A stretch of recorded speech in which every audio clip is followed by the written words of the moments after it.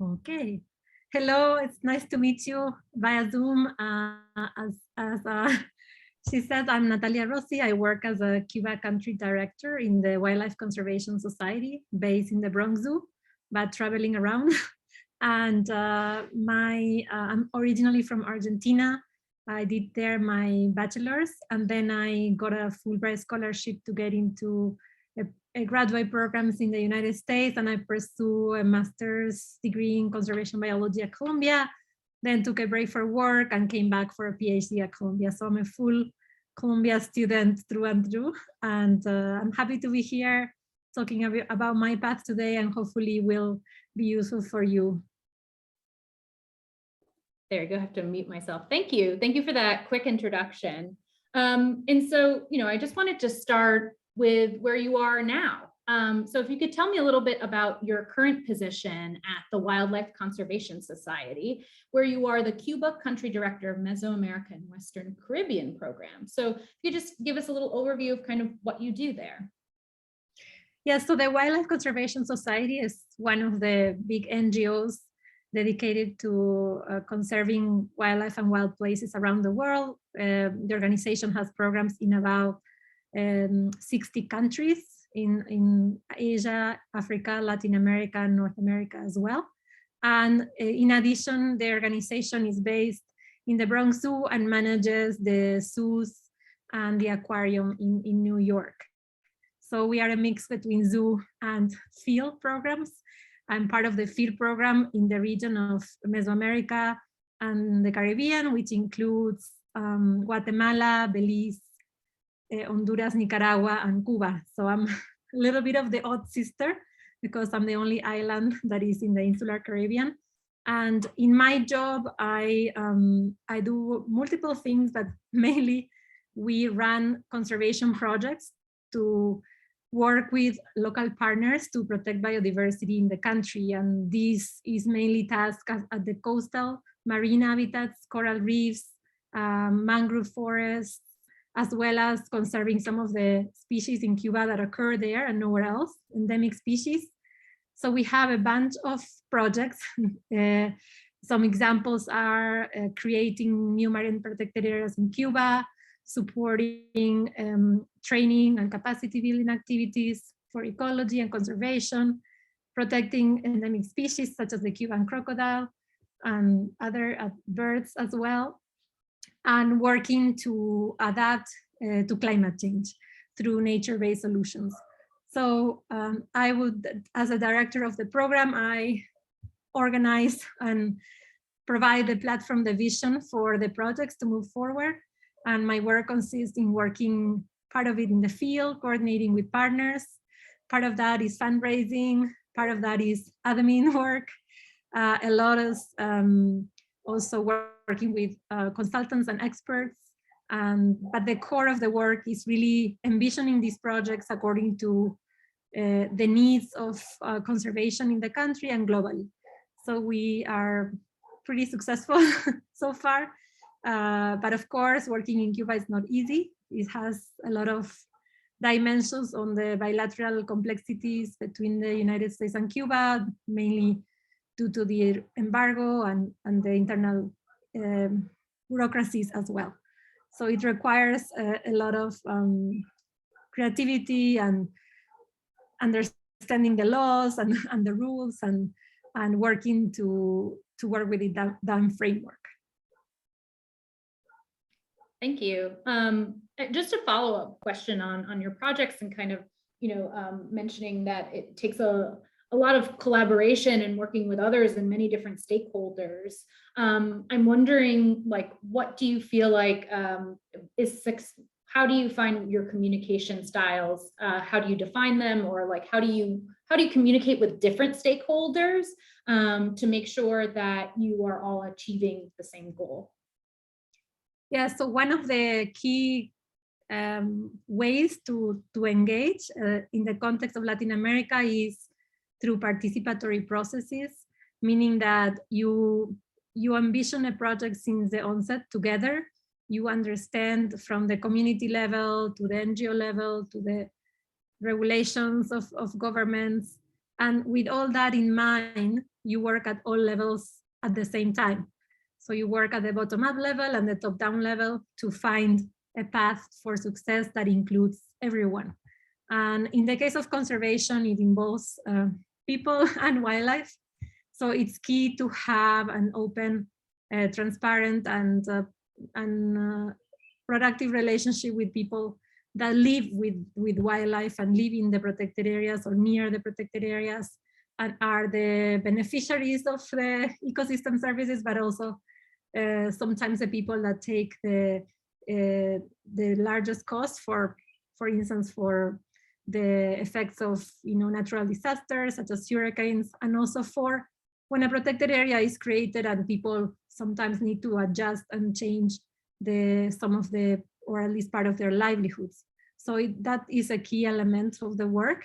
And I'm coming from biology, so for me it was animals, and I didn't really had a lot of training in working with humans.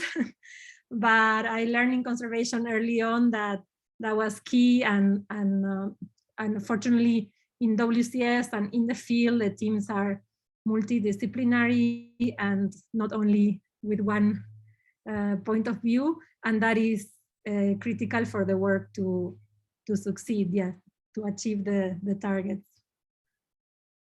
Thank you for that clarification. So now, moving back in time, what was your first job after your PhD program? Or maybe you can also speak about the job you took after your MA program, whatever you feel like is most applicable to that. And if you can tell us a little bit, not only about that job, but how did you get that job?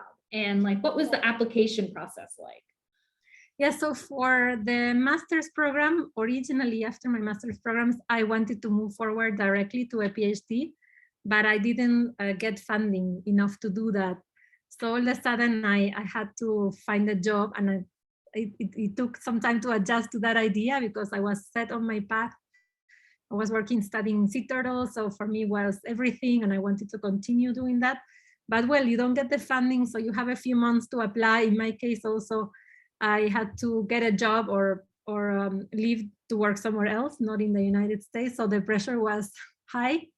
And through the network of Columbia professors and alumni and peers, I was, of course, trying to make myself available besides applications. But at that time, I didn't have a sense of the types of jobs I was most suitable for. So I applied for a series of jobs that, when I think of now, like country director for extremely difficult countries, for instance, I was not ready for that. So I never got a call back, of course.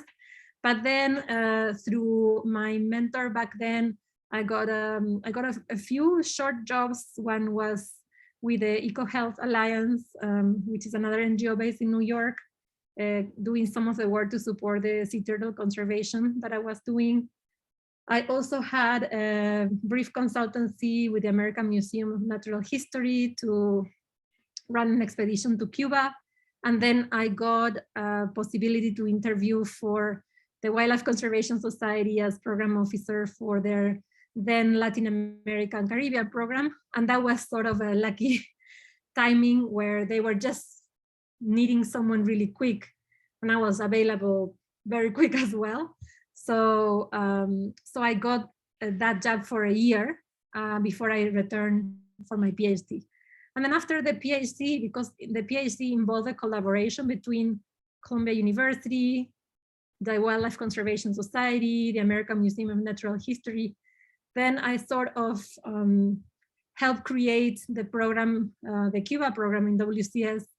And when I finished, I was offered a job, and of course I had to do through interviews, an interview process, but the competition was not that difficult because I had been in the organization for a long time. But back then it was a time of opening with Cuba, with the policies of the administration of the President Obama. So there were other NGOs that also they were looking for people, and I applied just to be open to other possibilities. And I decided finally I wanted to stay with the NGO where I could help shape a program, which was WCS.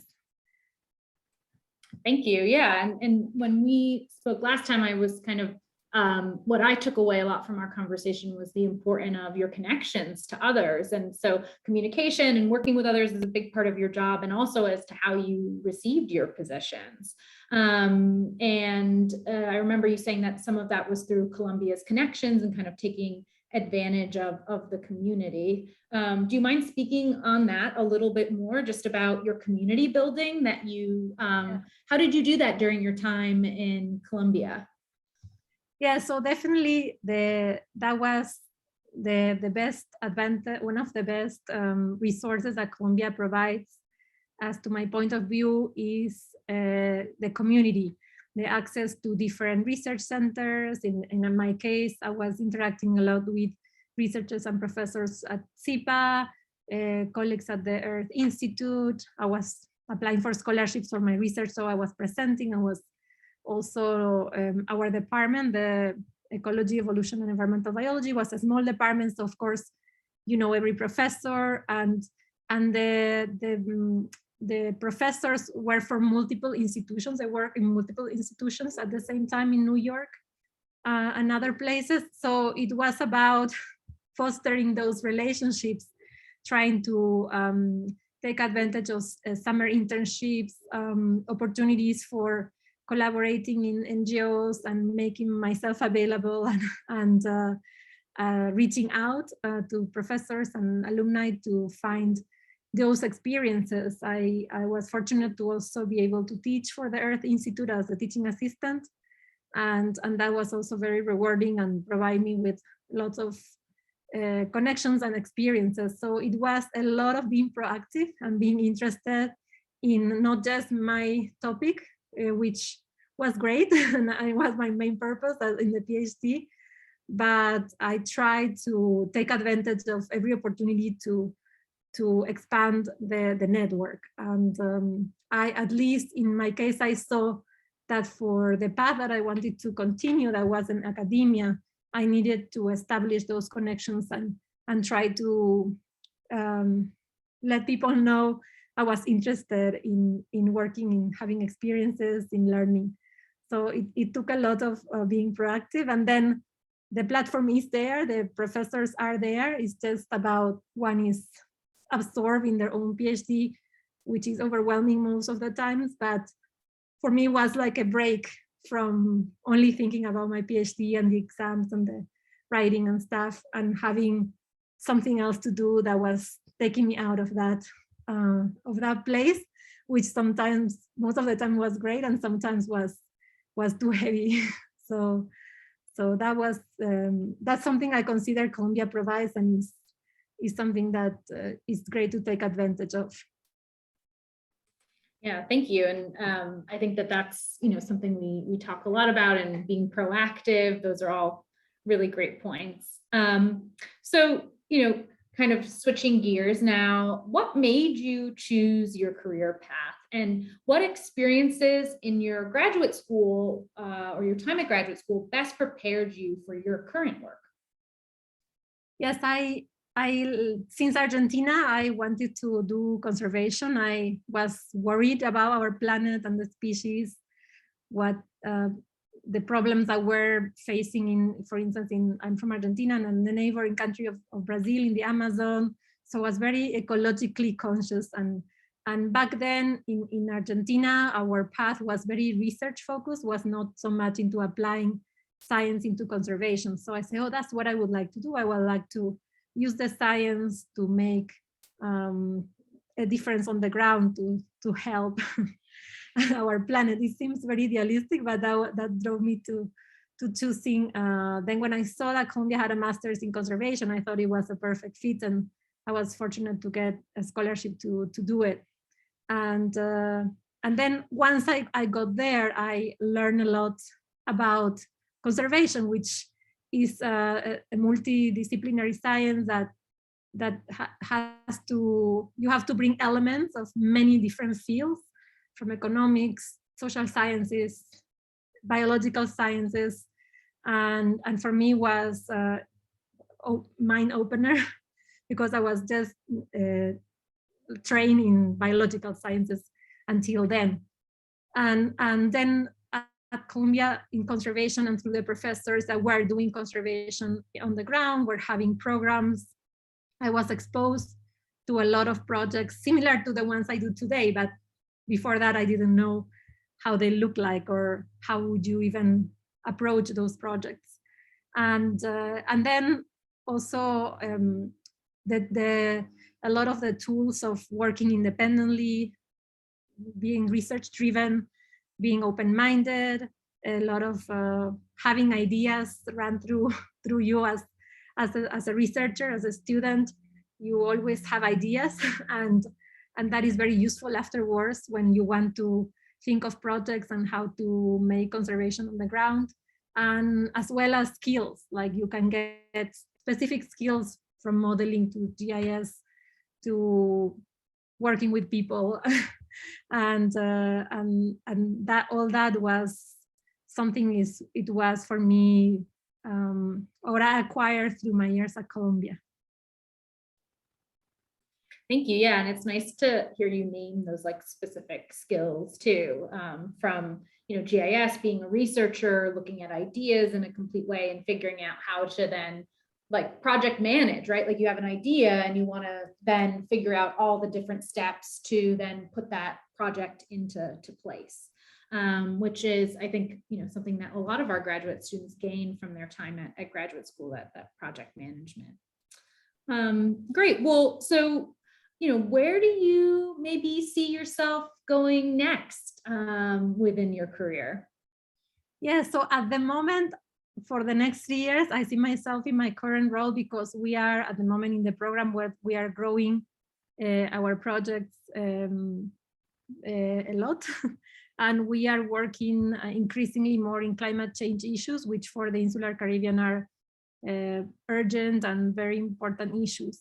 And after that, I hope I will use the skills that I gained working in one country to probably project it into the region, or working also even more cross-cutting in the application of nature-based solutions and working on wetlands, the types of things that I do now in my work, that they give me a sense of also of sort of global themes and global needs that I could apply my skills to. But for now, I'm fully engaged with my current job and having very big challenges ahead in terms of big projects with a lot of things to do. Yes. Yeah, with so many climate issues facing our world at the moment, and how does that change things for both animals and humans? It is important work, so I could see why you would definitely want to stay where you are, just tackling new challenges. So for our PhD students and our current audience, and for those who might watch this video in the future, what advice do you have for those who are nearing their graduation or turning in, depositing their dissertation? What advice would you have for them? Well, I guess everyone has their own path, and we all start looking in that last year a bit desperately to see what's next if you don't have it yet figured out.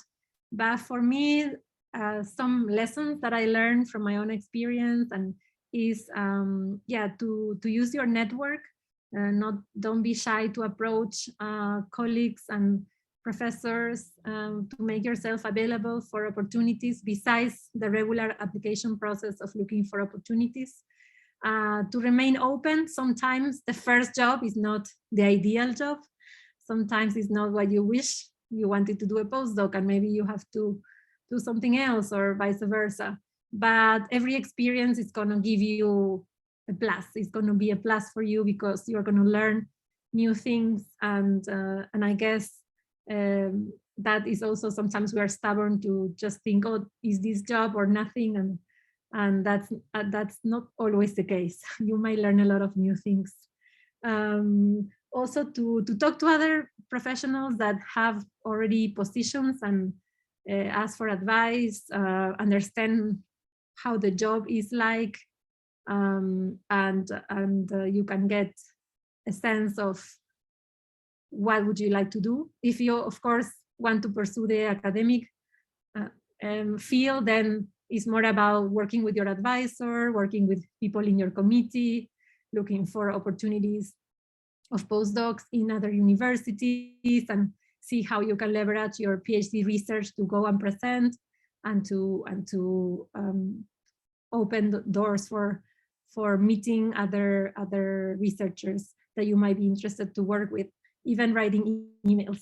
and yeah, so I guess those are my advices. And of course, the network is one of the key elements. I think just use the network. If you haven't had a huge network, it doesn't matter. You can start building a network, and you can start even in the last part of your PhD, reaching out to other researchers whose work is interesting for you, and working also with your mentors to try to get advice on what to do next.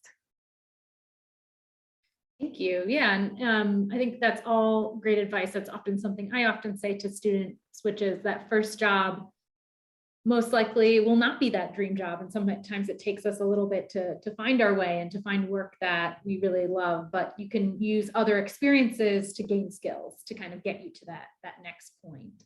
And something too that I just wanted to think about when we were talking about our last conversation, you alluded to it as well, which is kind of finding this balance between writing your PhD and kind of getting some work experience outside of just the academic realm. Do you mind just talking a little bit about that too, kind of how you balanced the PhD and your other interests? Yes, well, in my case, it was like therapy to do other things related. I was always sort of looking my way to divert the stress of the PhD into looking for other opportunities. The ways I found them were either through internships, for instance, at the Earthwatch Institute, through applying to teaching assistantship positions that if they were abroad, even better, because I could travel, connecting with the museum NGOs or other, like the actors of your field that might be in New York, and then making commitments that are realistically possible. So in the teaching, usually I committed for 1 month in the summer. So was that month, I would do that, and that's it. In the internships, it was once a week or twice a week. I wouldn't put a lot of pressure to sort of feel like I had a second job, because the PhD is more than a full-time job. And if you are interested in pursuing academia, then of course, going to key conferences and seminars and meetings that can give you that opportunity to meet other researchers, as long, and then in parallel trying to, of course, publish and do your research. But I think it's useful to and also healthy to try to have experiences besides your research topic, and take advantage of the platform at Columbia to do that. Thank you. Thanks so much for answering our questions, and for sharing a little about your career narrative and the work that you do. I'm going to stop the recording now, and